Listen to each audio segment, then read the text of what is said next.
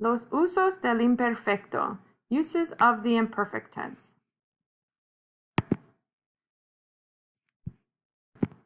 Please use page 8 in our packet to take notes. You'll see a picture of it on the left. If you don't have your packet at home, please take notes on a separate sheet of paper, as you will need to reference them often this week while doing Spanish work. On each slide, you're going to see a separate use of the imperfect and an example. Feel free to write the English translation under the examples that are in the packet as a way to kind of keep yourself on top of things. We use the imperfect tense to express was or were plus ing, like they were doing something. For example, ella estudiaba en la biblioteca. She was studying in the library. We use the imperfect tense to express used to do something. De niña, Patricia siempre jugaba con su muñeca. As a child, Patricia always played with her doll. We use the imperfect tense to express time. Eran las 2:30. It was 2:30.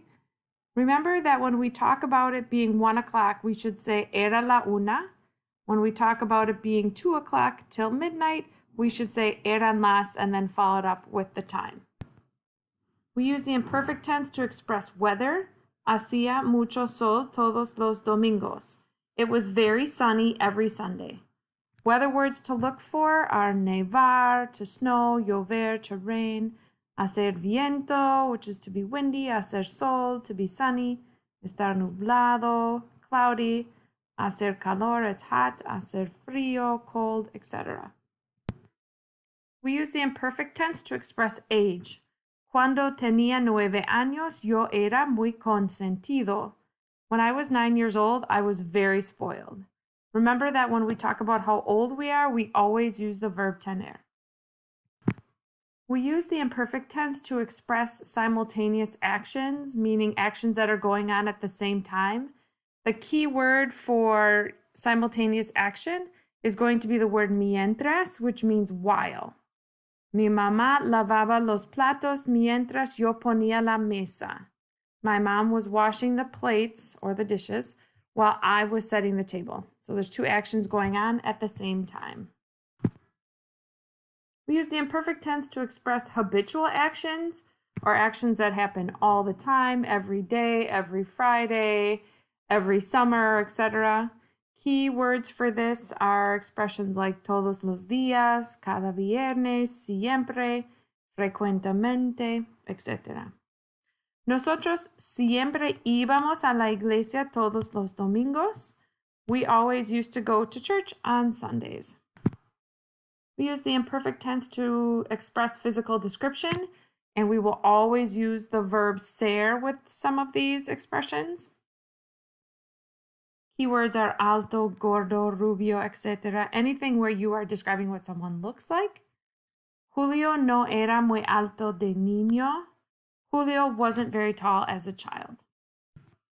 We use the imperfect tense to express characteristics or how describing someone's personality. Again, with personality or characteristics, we are always going to use the verb ser. Keywords would be words like simpático, consentido, tímido, etc. ¿Eras muy tímido de niño? Were you shy as a child?